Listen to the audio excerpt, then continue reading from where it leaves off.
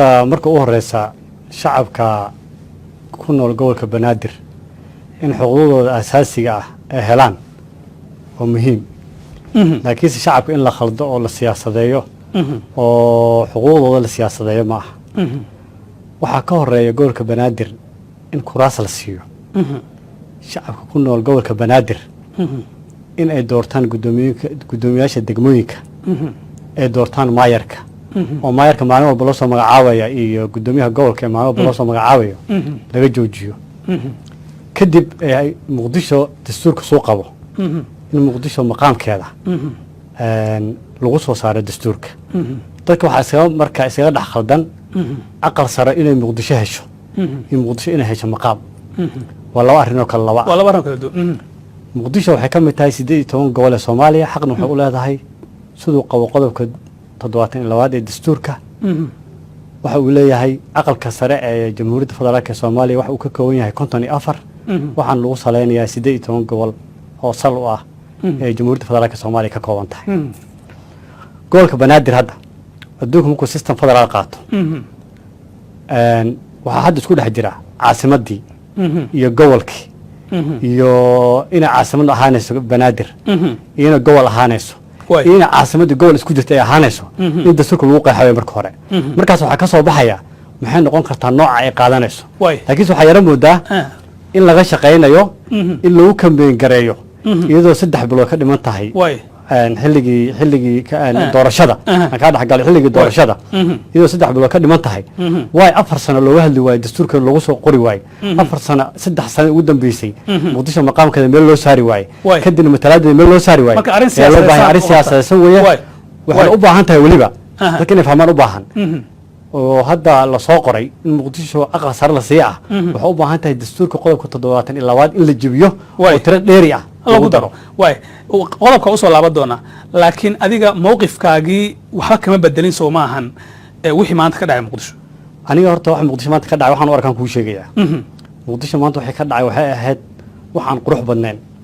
waxaan u qurux badnaan saad og tahayba xilli corona lagu jiraa xilli diyaaradaha localka ay xiriireen baa lagu jiraa xilli masaajidada aan lagu tukan karin ayaa lagu jiraa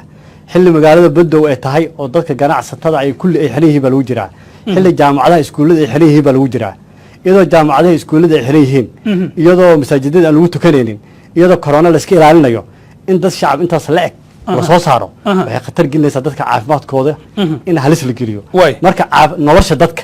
ayaa ka muhiimsan kuraas marka waxaan qabaa in dadkaas in caafimaadkoodi iyagoo laga faa'iideysanaa siyaasad in khatar lagu geliyo sidii aad shalay u wajahdeen hadal jeedintii madaxweynaha adiga iyo xildhibaano kale ma weyseen si ka haboon oo aad dareenkiina ku cabiri karteen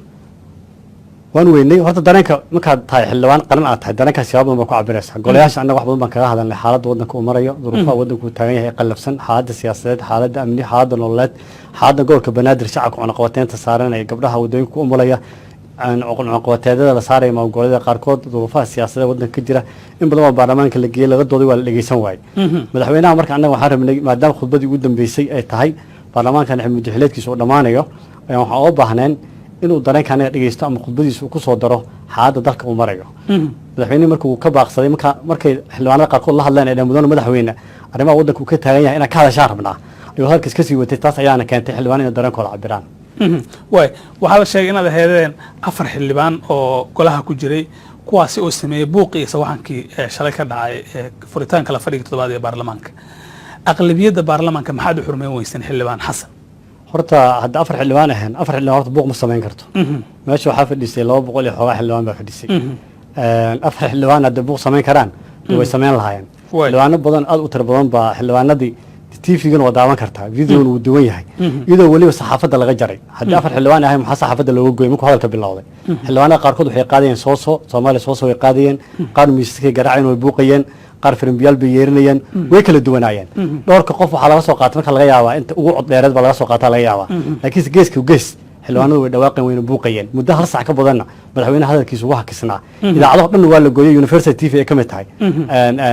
ma tawin karin وحنا والله حري تفيدو دن ولي ورياش marka dambe kaamirooyinka laga qaatay waxa la matawin kartaan marka waxa meesha ka dhacay waxa la soo gudbiyay aad u kala duwan inta mobilada lagu duubay ayaa hesheen way marka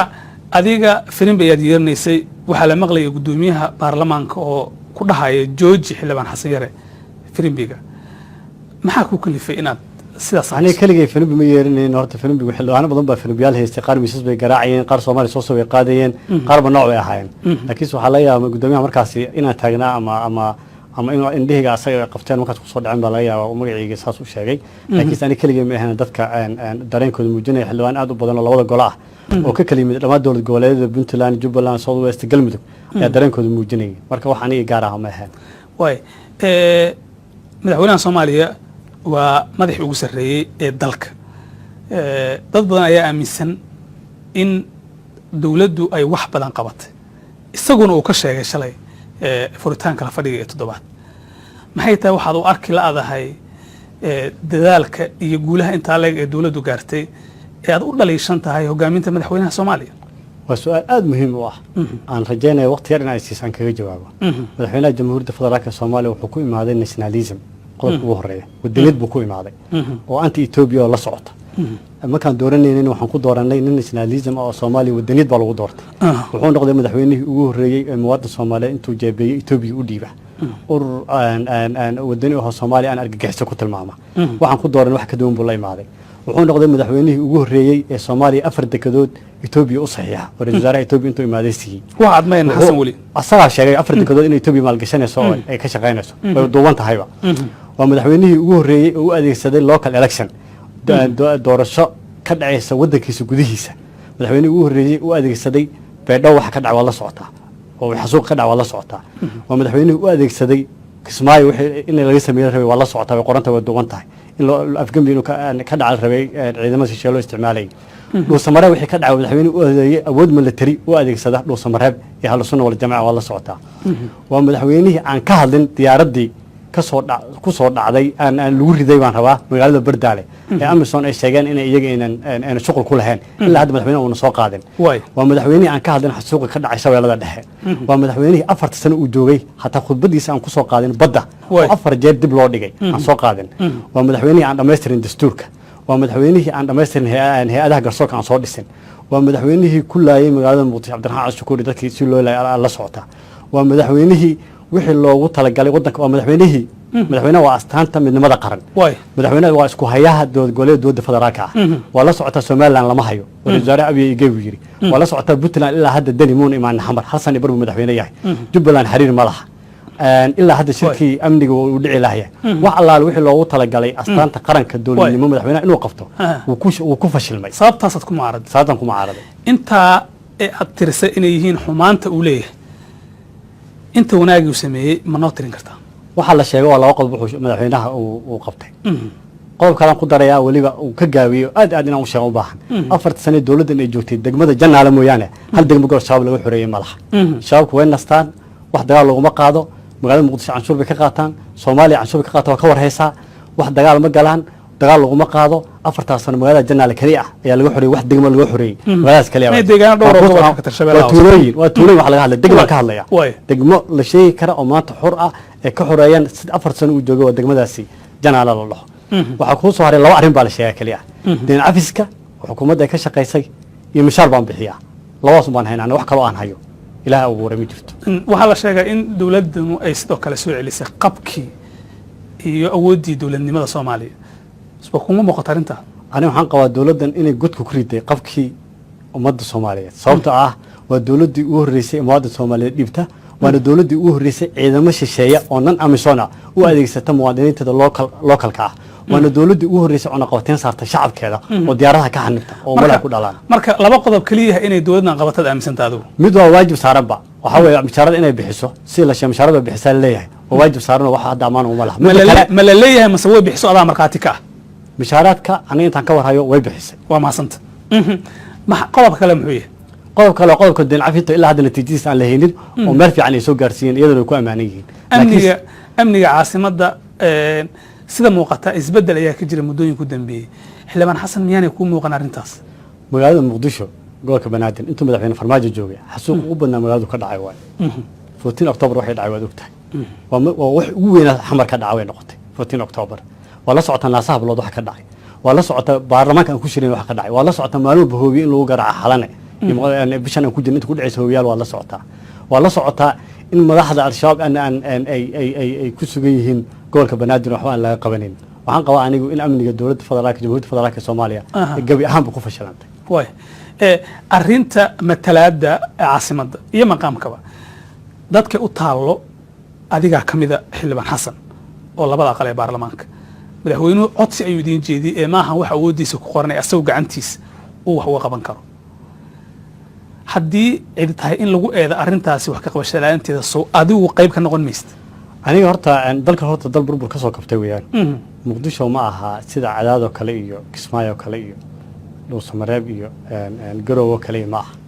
muqdisho waa caasimadii ummadda Soomaaliyeed waana gobolkii banaadir ku taala waxaana ku nool shacab aad u tira badan oo malaayiin ah xaq waxay u leeyihiin inay isdoortaan lana doorto ana waxaan qabaa marka ugu horeysa si ummadan xuquuqdooda u helaan marka ugu horeysa horta in loo sameeyo maqaamku uu yahay horta inay isdoortaan maayarka loo magacaabay laga joojiyo yaa u sameeyaan leedahay xildhibaan xasan soo adiga kamid ma haydo aniga kamid ahay in hadda annaga waxaan rabnaa maqaamkeedii ayaa rabaa in la bedelo ana maqaamkeeda in wax laga qabtaan rabaa dadna waxay rabaa inay siyaasad sameeyaan kuraas hala siiyo ay dhahaan hadda muqdisho horta matalaad waa laba shay min waa aqal sare min waa golo shacab hadda waxaa yaala magaalada muqdisho 7 kursi uu yaraan baa taala oo laga soo doortaa muqdisho sida galmudug iyo jubbaland iyo south west kuraas laga soo doorto waxaan rabnaa annaga gobolka muqdisho marka u horeysa xeer nidaamiya dowladda caasimadda u tahay matalaad in maqaamka laga hormariyo qabta aniga matalaad in maqaamka laga hormariyaan rabaa way xuquuqda wadanka u heli karo saddex hadda xildhibaanada matala gobolka banaadir xildhibaanada matala ama qabaalaha u batnaadaan ha sheegtaan ama dadka malaayiinta kuma laha waan ku soo wada dadka malaayiinta ku leeyahay xildhibaanadaasi muqdisho Soomaaliya ku nool Soomaaliya dhan baa matali karta waxaan matali karaa kuraas hadda ma taala matali karta kuraas baa taala muqdisho lagu doortaa ayaa taala lagu doortaa matali karaa kuraasta ani waxa igala muhiimsan muqdisho in maqaamkeeda oo caasimadda ah oo la wax gudbi aan ka dhaxgalo waa qabiil gooni ah oo dad yar lagu doortaa ma aan ku soo wada kuraasteeda anaga waxaan rabnaa maqaamkeeda inay noqoto wadan federaal maadaama uu yahay maqaam sharaf leh ka sareeya maqaamyo badan oo badan is dooran karaan waxna dooran karaan cashuurtooda waxbarashadooda siyaasadooda hagitaankooda inay yeeshaan baan rabnaa ee 3 kursi iyo 2 kursi oo la siiyay wax micno u sameynayso ma laha waxay leeyihiin maadaama caasimadda ay ku taala meeshan in xuquuqdeeda asaasiga meel la saaran qabaanay way mustaqbalka doorashada dad badan walaal ka qaba doorashada sida ay noqon doonto guddiga doorashooyinkan waxay leeyihiin doorasho qof codaan qabanayna iyada oo sharciga lagu cadeeyay sida doorashadu ay noqonayso aragtidaadu maxay tahay horta doorasho qof iyo cod Soomaaliya ka dhacday aad u fiican leh dastuurkaana qaba Soomaaliya qof muwaadinka Soomaaliyeed waxna uu doorto lana doorto laakiin khiyaal iska dhacay ma aha doorasho qof iyo cod 4 bilood ka hartay aniga waxay u egtahay sidoo sharciga qabo November sharciga hadda bil ka hor waa inuu jiraa leeyahay qodobka 13aad baarlamaanka in la soo doorto November ah waa 27 December baan la dhaariyay qof iyo cod ka hadda la sheegayo صح qof iyo cod ka hadda la sheegayo ilaa iyo wuxuu u baahan yahay dhowr qodob ayuu u baahan yahay in la sameeyo koo wuxuu u baahan yahay inaan kuu sheego amni waa loo baahan yahay horta way meesha dad waayo boqolaal kun baa rabaa inay dareeto ay doorasho cod ay dhibato waxaa loo baahan yahay registration in la diiwaangeliya loo baahan yahay dadki waxaa loo baahan yahay sharciga axsaabta waxaa loo baahan yahay xafiisyadii axsaabta inay ka furiyeen dowlad goboleedyadii waxaa loo baahan yahay guddiga doorashada madaxa bannaan in dowlad goboleedyada ka furiyeen xafiiskiisa waxaa loo baahan yahay wada shaqaynta dowladda dhexe iyo dowlad goboleedyada way doorashada cirka kama dhacayso dhulka ka dhacaysaa waxaa loo baahan yahay in guddiga doorashada laftiisa shaqaalihiisa ay diyaar yihiin waxaa loo baahan yahay dhaqaalihii doorashada lagu qaban lahaa intaasoo dhan guddiga madaxa bannaan ee doorashada gacan kuma hayo xalimeeri haddaa weydiisana technical diyaar baan hayo ku dhehaysa laakiin wax ay hayso ilaahay abuuray oo hadda annaga xoogaal baan u nahay guddiga arrimaha gudaha iyo amniga federaalkan ku jira wax xalimeeri ay hayso oo ah ay capacity ah doorasho qof cod ku qaban kartaa ma jirto laakiin waxaa la rabaa dheeraysi in masala laga dhex raadiyo in doorasho qof cod dhixi karin cid walba ay ogtahay maanta duruufaha jira oo hadda aan ku shaqo marka miyaan la qaban karin doorashada hadda lagu sheegay sharcigan ee ah in nidaamka liistada furan wax lagu doorto oo kuraasta deegaanadii la geeyay dadka deegaanada ku nool ay doortaan hadda waan oo la kala qaado aniga hadda waan ku sheegay waxaan ku dhahay kuraasta hadii la kala qaado sharciga wuxuu leeyahay macnaha goboleeda ayaa laga soo dooranaya qofkan loo codeynaya qofka loo codeynaya iyo xisbiga loo codeynayay iyo deegaanka amnigiisa aan la helin kuraasta taala hadaan la garanaynin xisbiga hadduu ka diiwaan gashaneen dadka ka codeynaya haddayna diiwaan gashaneen xalimeeri hadduu xafiis ugu furneen dhaqaalihi haddaan la helin doorasho xaggee ka dhacaysaa صح marka waxaad qabtaa inaan doorasho dhicinin waxaan qabaa in doorasho qof iyo cod baa dhacaysa inay iska tahay khiyaal iyo riwaayad inay iska tahan qabaa oo ummadda Soomaaliyeed u baahan tahay doorashada kale dhici karta in la sameeyo waa lagu qasbay xilliban xasan in doorasho dhacdo marka adoo doorashada kale aad filays in ay dhacdo maxay tahay fiiri doorasho qof iyo cod waxaa rabay madaxweyne xasan sheekh inuu qabto 2016 markii la gaaray uu arkay qof iyo cod inuu qaban karin uu soo istaagay wuxuu yiri doorasho qof iyo cod ma dhici karto duruufo ku dhici karta diyaar ma aha waxaan u baahannahay dowlad goboleedyada dowladda federaalka saamilada siyaasadeed inuu soo imaadaan aan ka wadno doorashada kalena la aaday 51 gobolada la aaday marka waxa loo baahan yahay dowladda inay intay dhiiranaato madaxweynaha hogaaminayo doorasho qof iyo cod 3 bilood kadib ma dhici karto duruufaha taagane hoggaan geesinimo intuu yeesho inuu ummadda soo istaago dhac doorashada ma dhici karto doorasho kale dhici karto aan ka heshiino way dabcan xeeroosaada leedihiin golaha shacabka maxaad yeelaysaa haddii lagugu qaado qodobka 10aad ee xoraasaadka wixii shalay ka dhacay baarlamaanka iyadoo la cuskanayo xeeroosaadka baarlamaanka anigu waan ogolahay xeeroosaadka waan ku dhisanahay laakiin waxaan qabaa Frembi iyo Sacbis iyo Misma xildhibaan garaacay xeeroosaad ma qabanayo oo wax ka mid ah waxyaabaha la ogol yahay waxyaabaha la ogolaan ka mid ma way